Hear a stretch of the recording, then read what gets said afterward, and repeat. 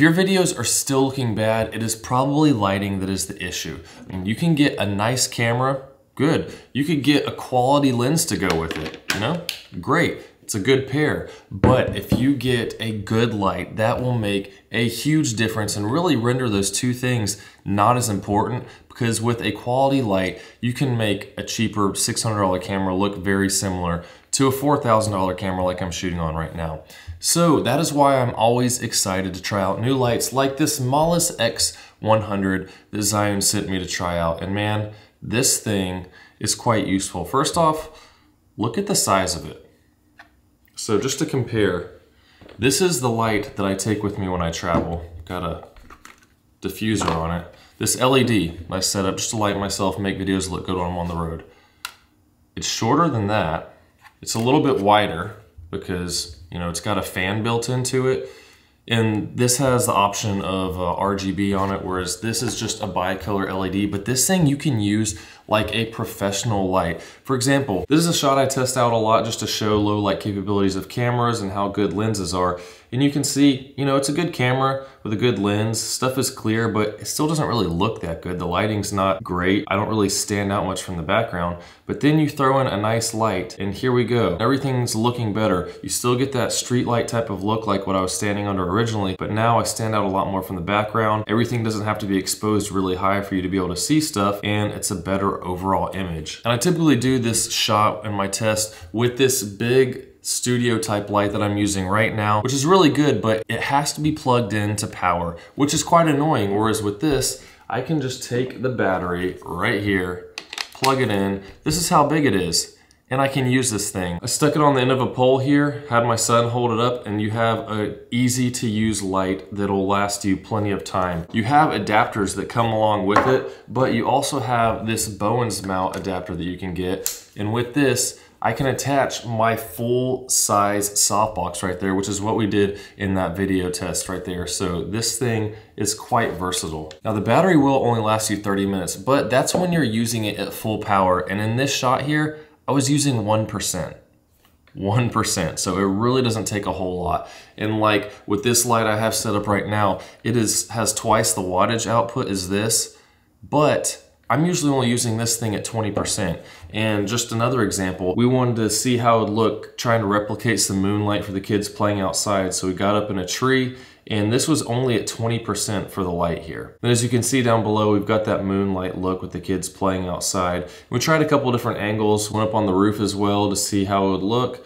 And same thing, we're sitting at about 20% output right here. So in my test, it was about 31 minutes and then the battery died at full power, but I didn't turn it on to see how long it would last at 20% or even 1% in that case. But for those things, I'm really not using it that long. So being able to throw this on a pole, stick it up somewhere, do a scene, really easy and really useful. And of course there's app control, so that makes it even easier. If you have the light set up somewhere, say maybe you were putting it up in a tree, you can have it up there, turn it on, and then have all your settings ready to go. Being able to get the settings on your camera right without having to go back and forth, you can easily change the color temperature, the brightness, or with the color temperature you can go through these presets like daytime, tungsten lamp, fluorescent lamps, all these, and it's gonna set that for you. There's other options you can go through as well depending on the type of gear you have, and once you have it all set up, you can just turn the light off through the app and back on. That way you're not wasting battery while it's up further away from you. And as you can see from those couple tests, lighting plays a huge role in video because video is just capturing light. I used to think that having good video meant that there was enough light so that my footage didn't look grainy, but that's not what it's about. It's shaping the light, putting it at different angles. Where's your camera in relation to light? How are you gonna light people? How are you gonna make scenes look and have dimension to it? That's all plays into it, and lighting is one of the most important things when it comes to video. So there's links in the description for this with discount codes as well you can find, and those will help out the channel too.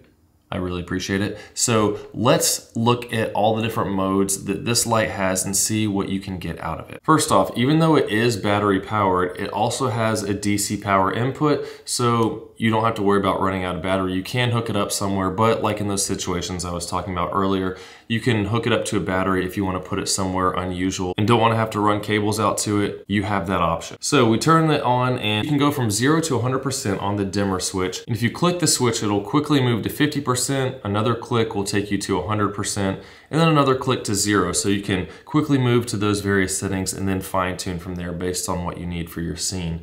And then up above that, we have the color temperature wheel, and that has a range of 2700 to 6500 Kelvin. And also with this switch, if you click it, it'll take you to 5500, another click will take you to 6500, another click to 2700. So similarly, you can click it to get close to what you want and then fine tune from there. Now, if you press and hold the color temperature switch, that will take you into the music setting. And when we turn the light, you can see on the side that there is a microphone input, and that is so that it can detect music and it will do light movements based on the beat of the music that you're listening to. Hopefully we don't get copyrighted for this one. A little bit of Led Zeppelin here. I'm just gonna keep talking over it some so that hopefully we won't get flagged for using that music. If you press and hold the dim switch, you can see it takes us to this choice between normal and live mode. So with this, normal mode, you hold the power button, it turns off. When you turn it back on, it stays in that mode. But if you switch to live mode and then select it, now if you remove power from the device, once you plug it in, it's gonna automatically come back on in that same setting rather than having to press and hold the power switch.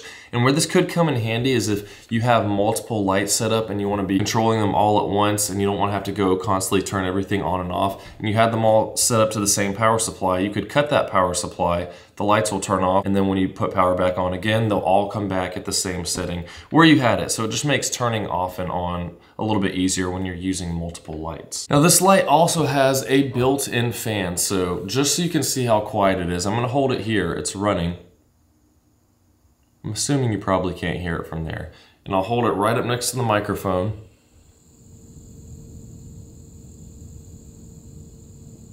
So you can see, that thing is not very loud, so it's gonna keep itself cooled. It does get a little warm, but you don't have to worry about fan noise messing up your audio for your video. So then we have the built-in battery. Rather than using DC power, you can hook that up. And there's some other power options as well, and I'll cover that after we show the accessories that you can get with this light. So first off, you have the mini reflector. This isn't something you wanna use if you're close up, like with me right now. I have this nice softbox on me. This is the type of thing I was using in those outdoor shots, trying to replicate the moonlight for that night shot we used with the kids earlier. But if you're gonna do something like this, then you would probably want to get a softbox, which there is a mini softbox that comes with it. This is gonna give you that nice softer look of light on people. That's why it's called a softbox. And there's also an option for a honeycomb grid you can put in there, and that just helps with light spill so that you're not getting as much light hitting the background, and it's gonna be more focused on where you're pointing that light. And then there's also the Bowens mount adapter, which is quite useful. Like what I was showing those examples earlier, I used it with my full-size softbox to get a larger amount of light on me in that outdoor scene on the driveway.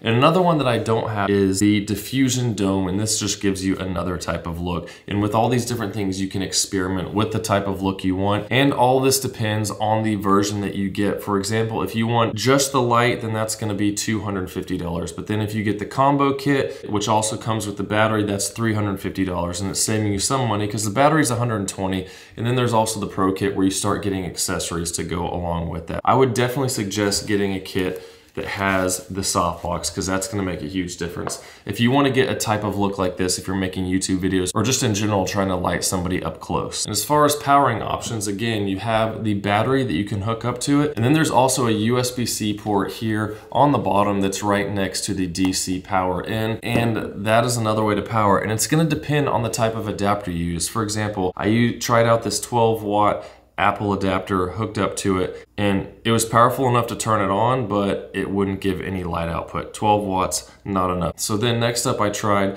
a more powerful one. This is a 20-watt adapter for my iPhone, and I plug that in, and as you can see, it gets up to an 18-watt output, and then it's maxed out there, so you can't go any higher. So moving on, I got a computer charger that's 87 watts. And as we hook that up, you can see I got all the way up to 80 watts of output with that. And then I used my biggest computer charger, which is 140 watts. And hooking that up, I got all the way up to 90 watts. And something to keep in mind is if you're using something like this, when you click that button on the side for the brightness, it's gonna go 0, then halfway through the max wattage and then the max wattage. So in this case, it went between 0, 45%, and 90%. I know getting lights doesn't sound as fun as getting a new camera or getting a new lens, and you think this is gonna do everything for you. And really the lens plays a lot bigger role than the camera. I've got videos on that, comparing a low quality camera with a high quality lens to a high quality camera with a low quality lens. You can check that out if you want. But overall, if you have a good light, the comparison is nearly identical because lighting is what makes your videos good. So something like this is a great investment. So if you have any questions about the light, post them down in the comments below. Hit that like button if this video was helpful. And again, I have links in the description